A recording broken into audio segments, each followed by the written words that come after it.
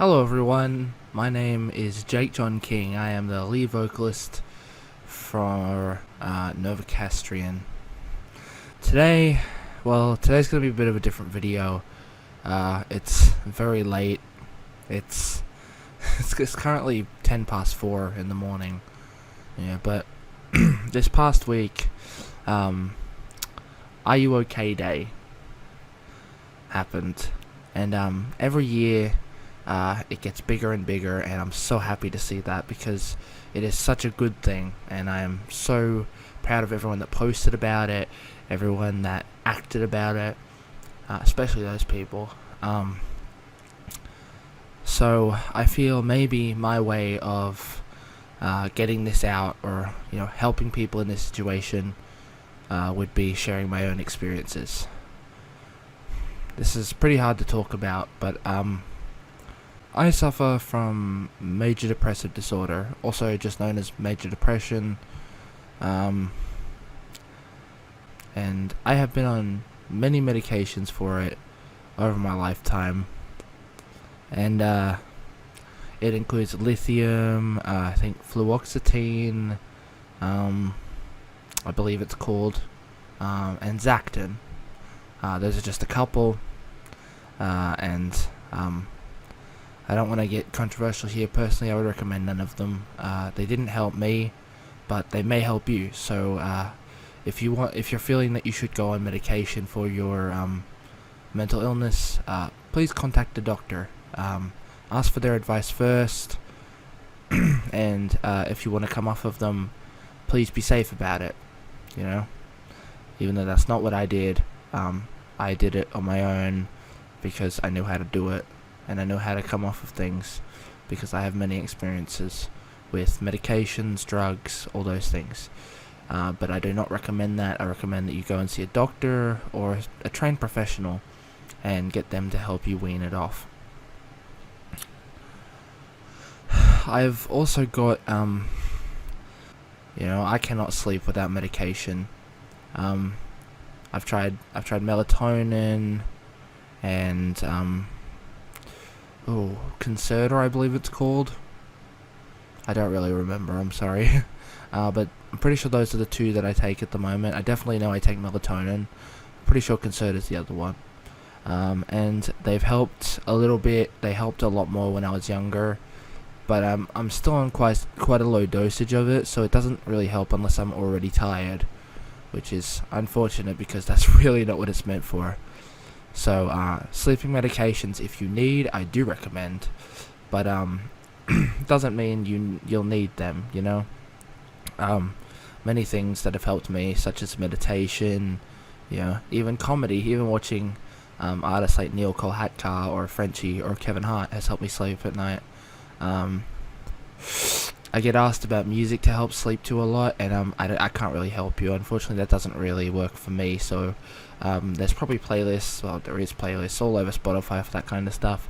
So if you need, you can search on Spotify for sleep time or something like that. Okay, so here is the hard part for me.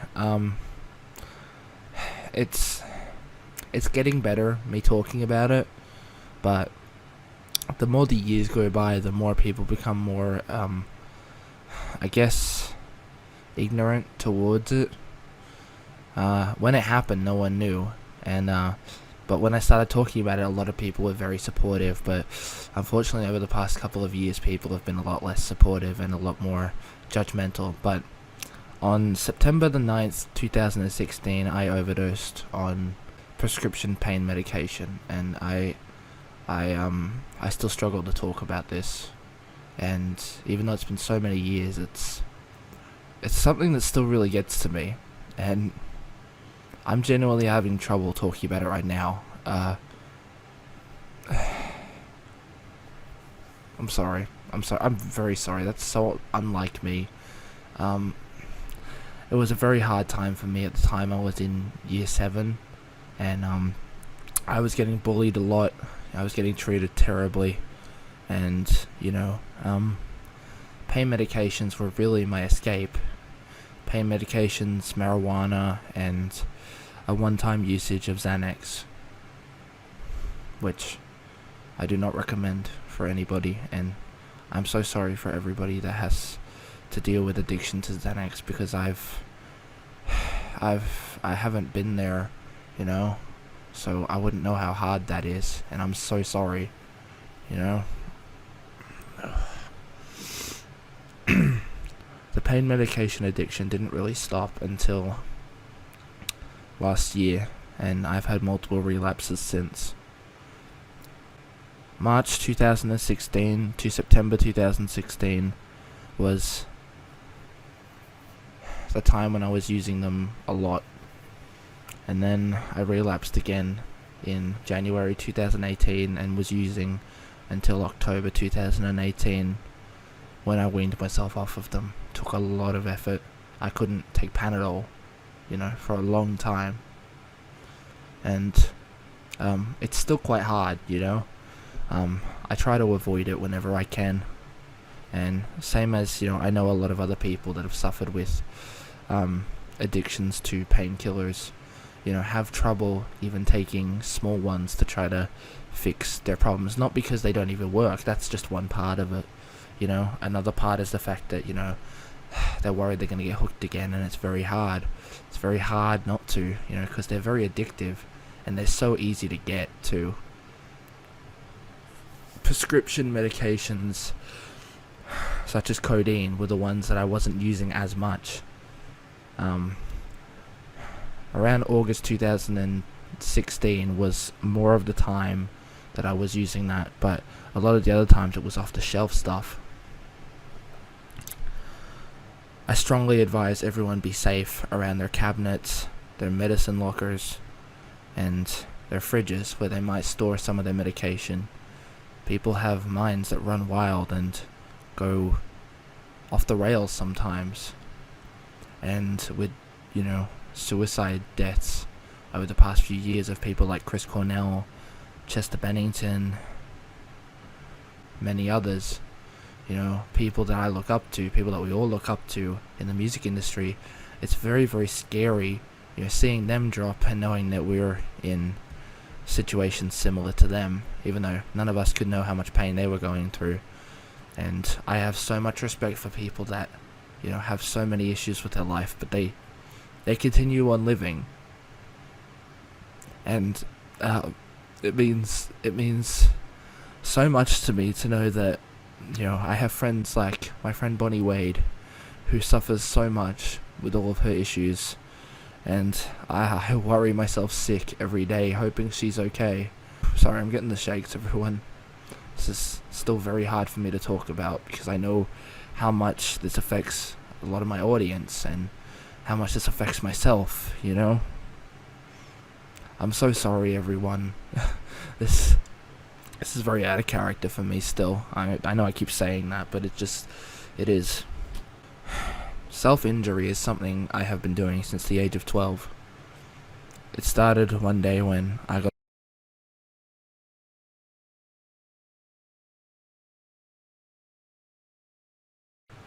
since that day, it's been very hard to get off of it.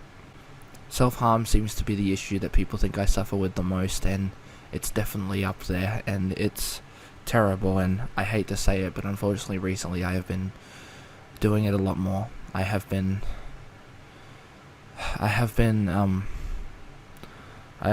self-harming a lot more as of late because of events in my life and stresses. Small things like that seem to trigger my SH, and it's really unfortunate because, well, with such a long history as I do with self-harm, I know how hard it is to get off of it. You know, I see my friends, you know, doing it, and I love them so much, you know, and it upsets me so much to see them do that, but I can't say anything. I can't tell them to stop, because if I told them to stop, they'd be hypocritical, because, well, I do it myself. Cutting was the first kind of self-harm that I did. Didn't matter what it was with, whether it was with knives, scissors, or most commonly blades. It was very hard to deal with that, and having to hide that, having to try to hide that. At some points I would just not even try. Although I have been recommended it a lot, I've never been to a mental hospital. I know people who have, and I've heard that it wasn't, a very good place. And every time that, I've been told you're gonna go there, I've faked my way out of it. I've said I was okay, I've said everything in the book, to try to stop it, because, well, I'm scared to get help, I guess. I'm scared to be judged. As much as I want to get help, I'm scared to. I'm scared that people are going to judge me. I'm scared that people are going to take away my freedoms. They're going to take away everything I've worked hard for. Another form of self-harming that I have dabbled in is burning. It started with just the kitchen lighter, just one to light the oven. It started with that, and then it got worse. It started using, actual and it's scary. And then later on, I started burning myself with. I started. Even when I wasn't, I was just on myself, which I don't do that often anymore, and I'm quite happy about that. That's one of the only things I've been genuinely proud of. It has been a habit I've got up more recently, but I've tried pushing away from it. These things are still extremely hard for me to talk about, and I'm so sorry to everyone that has to deal with this. This is, it's, I can't express enough. This stuff is so scary, and this stuff is so real, and it is so terrible that the youth of today, including myself, I'm 18 years old, the youth of today has to deal with this, and it's something, our parents, our grandparents, our nieces, our nephews don't really understand. Not all, but most. And unfortunately it leads to disagreements between family members. It leads to people saying people are faking things. It leads to people assuming things about you. And it's terrible, and it's just as terrible when, you start getting judged by people you thought were your friends, who you thought were your family. I've lost many friends because I am apparently too much, and it's very scary. I'm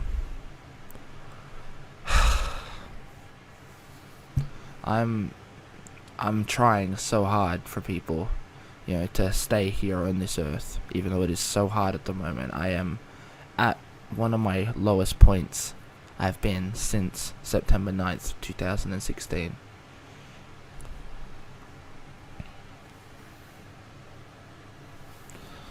In May 2020, me and my ex-girlfriend broke up.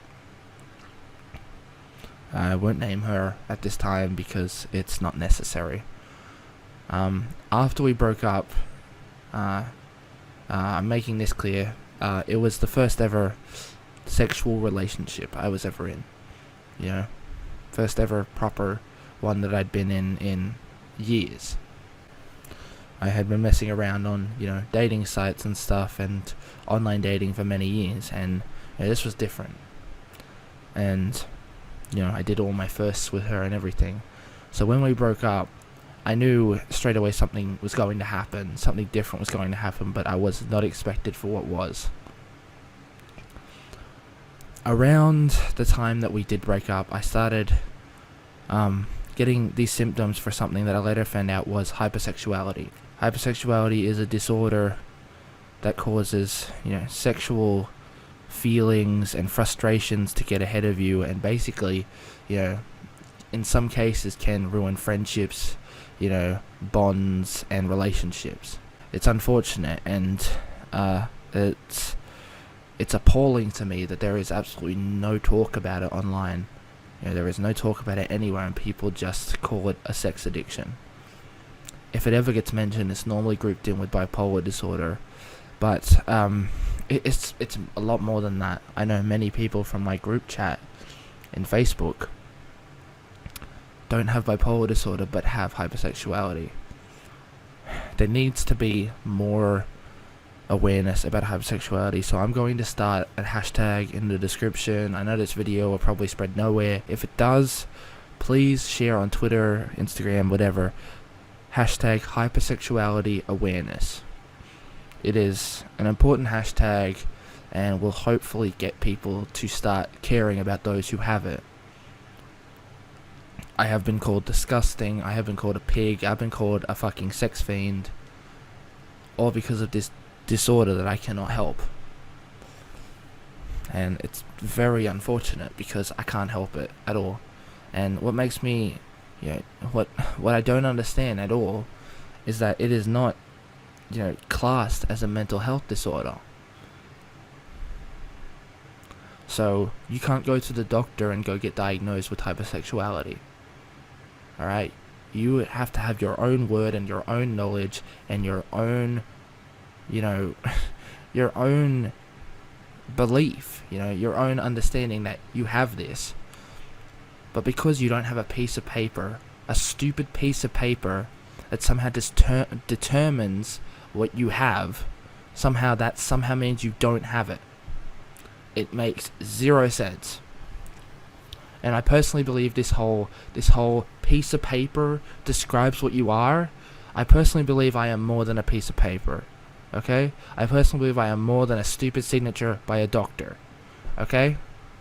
I was undiagnosed with depression, for 10 years. 10 years. I was first suffering from depression when I was in year 1 or so. I didn't get diagnosed until 2019, so that was 9 years. Every time I brought it up with my GP, it was constantly, you're just a teenager going through difficult times. It's like, wow, excuse me? I've been going through this thing since I was 8 years old. I've been going through this thing since I was 7 years old even. What the hell? I don't understand it, And it's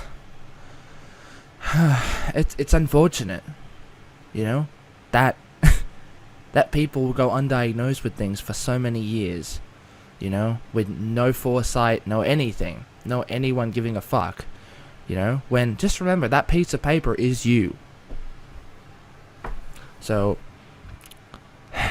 I'm not a piece of paper.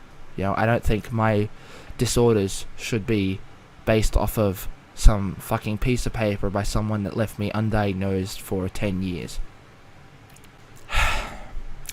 My hypersexuality has caused a lot of missteps when it comes to relationships, friendships, everything. And it sucks because, well, I just want to be friends with people. I just want to have a partner. I just want to have a fuck buddy. That's all I want.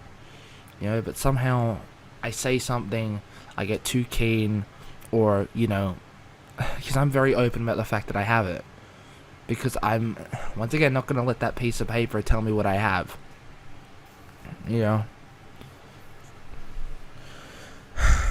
And because I'm open about it, because I'm trying to spread awareness for it, people will call me a creep, they'll call me shit like that, And I just don't understand this. I don't understand what is wrong with the world. Why do people, have disorders that are undiagnosed, not even in the books, and they say they have them, but somehow they're told get a diagnosis when you cannot get a diagnosis. I love the suicide awareness. I think it is so amazing. And, there were so many years when people weren't showing them, weren't showing support towards that stuff, okay? A big step in that was unfortunately when Chester Bennington took his own life. And it's unfortunate that it took him leaving for us to get suicide awareness. And I'm so glad this video doesn't have to be me telling people, care about your loved ones. Because people apparently already get the picture. But I think maybe we should start getting some awareness for hypersexuality too. We should start treating it like a mental health disorder, because that's what it is. Okay, it has ruined my life. You know, I suffer every day. You know, I struggle to do anything romantic, you know, or anything like that, you know. Even my friends, you know, or former friends, you know, apparently I'm a creep. I also identify as, I'm not sure what the actual term is, aromantic, that's what it is. Yeah. I also identify as aromantic. At first I identified myself as asexual for a bit, which just isn't correct. And was pointed out that, because of the hypersexuality, I guess that would make you aromantic, and I'm like, oh yeah, that's correct. So, I identify as he, him, always have, always will. Okay, there's no questions for it. Everyone that's been asking, what are your pronouns? Pretty simple. I am what I look like. I guess that might mean a feminine man. Well, I'm getting a goatee. It kind of looks like something. But I hope somehow me sharing some of my experiences have helped at least one person. You know, I'm always available to talk. My Instagram is in my bio. You know, and if you ever need to talk, I'm always here to listen. Always. You know, and and I would never want to see any one of you, if something happened to you. You know, there's a song about that I covered a couple weeks ago. Yeah, what is it? What if it makes you sad at me? What if it makes you laugh now, but you cry as you fall asleep? What if it takes your breath and you can hardly breathe? What if it makes the last sound be the very best sound? What if what I want? What if my safety suit? 'Cause you know that I'm always all for you. I will always be here for anyone who needs it. So, yeah. Thank you for watching.